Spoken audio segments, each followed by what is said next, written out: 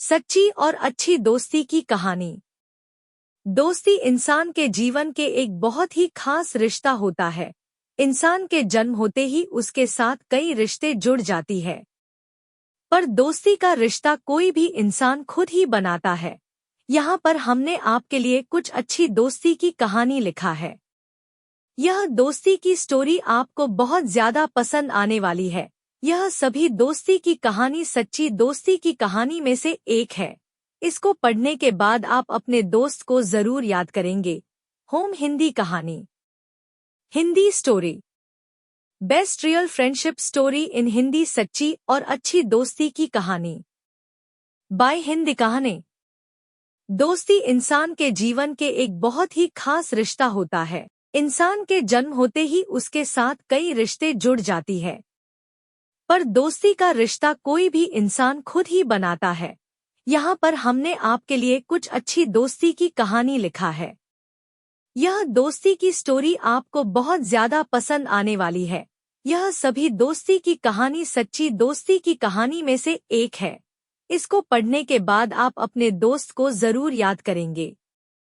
यह भी पढ़े, अच्छी स्टोरी कैसे लिखे। सच्चे दोस्त की कहानी। Real friendship story in Hindi. Real friendship story in Hindi.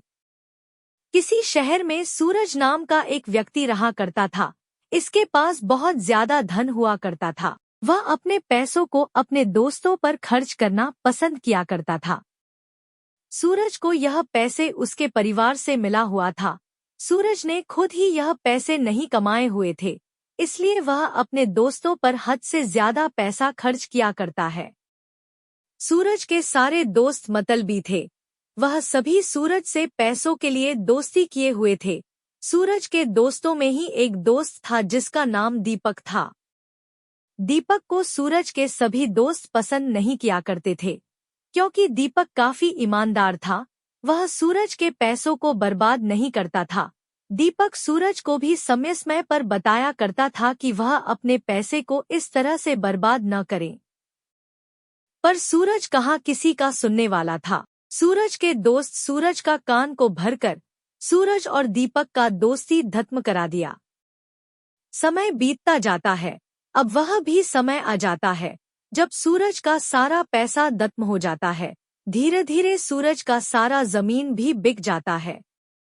अब वह कहीं का नहीं रहता है। उसके खुद के दोस्तों के सामने हाथ फैलाने का समय आ जाता है। सूरज अपने सारे दोस्तों के पास जाता है मदद के लिए। सूरज के कुछ दोस्त साफ मदद करने के लिए मना कर देते हैं, तो वहीं कुछ सूरज के दोस्त कोई मदद भी नहीं करते पर अपशब्द भी कह देते हैं। साथ ही सूरज के कुछ ऐसे दोस्त भी थे जो कि सूरज को पहचानने से भी मना कर देते हैं। अब सूरज को दीपक की कही बात याद आ जाती है, फिर वह वापस लौटता है। सभी दोस्तों से मिलने के बाद सूरज वापस लौट रहा था तो उसे रास्ते में दीपक मिला। दीपक से सूरज ने रोते हुए माफी मांगा।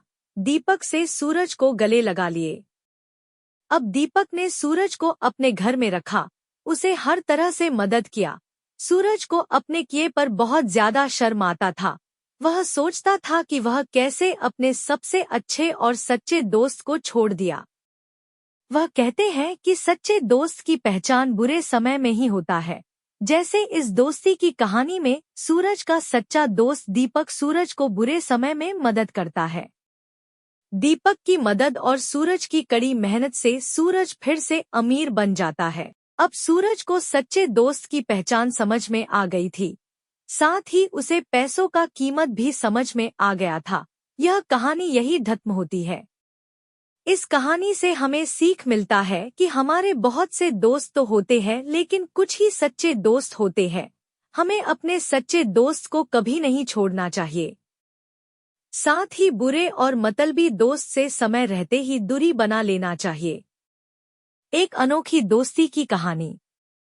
एक बार की बात है, कहीं किसी स्कूल में दो लड़के पढ़ा करते थे। पहले लड़के का नाम साहिल था। साहिल पढ़ाई में बहुत ही तेज हुआ करता था। वह अपने क्लास में सबसे आगे बैठा करता था। स्कूल के सभी टीचर साहिल को पसंद किया करते थे। उसी स्कूल में एक और लड़का पढ़ा करता था जिसका नाम रुद्र था। रुद्र पढ़ाई में थोड़ा कमजोर था। उसको पढ़ने में दिक्कत हुआ करता था, जिसके कारण वह क्लास में पीछे बैठा करता था। वह दोनों एक ही स्कूल में पढ़ा करते थे। एक दिन साहिल स्कूल से घर जा रहा था तो उसके साथ एक छोटी सी सड़क दुर्घटना ही जाती है, जिसमें रुद्र साहिल की मदद करता है। रुद्र साहिल को हॉस्पिटल पहुंचता है, साथ ही उसका सही से इलाज करवाता है। इसके बाद साहिल और रुद्र एक अच्छे दोस्त बन जाते हैं। वह स्कूल में एक साथ बैठा करते थे। एक दिन साहिल रुद्र से पूछता है कि रुद्र, तुम पढ़ाई क्यों नहीं करते हो? यह सवाल सुनकर रुद्र की आंख भर आती है। रुद्र साहिल को बताता है कि वह पढ़ना तो चाहता है, लेकिन उसको समझ में ही नहीं आता है कि वह पढ़ाई कैसे करे। साहिल रुद्र को कहता है कि आज से वह रुद्र को पढ़ने में मदद करेगा। साहिल उसी दिन से ही रुद्र को पढ़ाने लगता है। धीरे धीरे रुद्र को पढ़ाई समझ में आने लगती है। साहिल रुद्र को रास्ता दिखता जाता है और रुद्र उस रास्ते पर चला जा रहा था। स्कूल के आखिरी परीक्षा में रुद्र अच्छे अंक से पास होता है। इसका कारण साहिल ही होता है। आज भी साहिल और रुद्र एक अच्छे और सच्चे दोस्त हैं। यह भी पढ़े छात्रों के लिए प्रेरक कहानी। एक सच्चे दोस्त की कहानी। किसी गांव में दो लड़के रहा करते थे। वह दोनों लड़के ही अच्छे दोस्त थे। एक लड़के का नाम अमन था तो दूसरे का नाम दिनेश था। अमन का परिवार थोड़ा सा गरीब था, वहीं दिनेश का परिवार अमीर था। अमन पढ़ने में अच्छा था, वह अपने स्कूल में टॉप किया करता था। वहीं दिनेश भी पढ़ने में ठीक ही था, लेकिन वह ज्यादा पढ़ाई करना पसंद नहीं करता था। अमन के टीचर कहा करते थे कि अगर अमन का परिवार थोड़ा भी पैसों से अमीर होता तो यह पढ़ाई के दम पर बहुत ही सफल हो सकता है।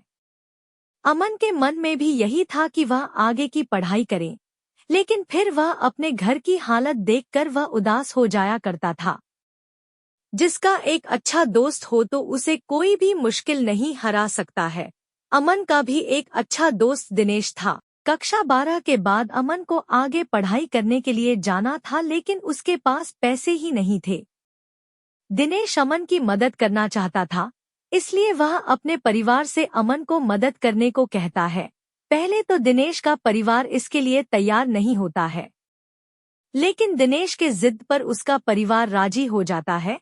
फिर क्या था, अमन पढ़ने के लिए शहर चला गया। यह भी पढ़े दिल को छूने वाली प्रेम कहानी। आपके लिए दोस्ती की कहानी हमने लिखी है। आपको यह कहानी कितनी अच्छी लगी आप हमें बता सकते हैं। इसके साथ ही आप हमसे अपनी दोस्ती और दोस्त की कहानी भी बता सकते हैं। आपके दोस्ती की कहानी हमें पढ़ने में अच्छा लगेगा।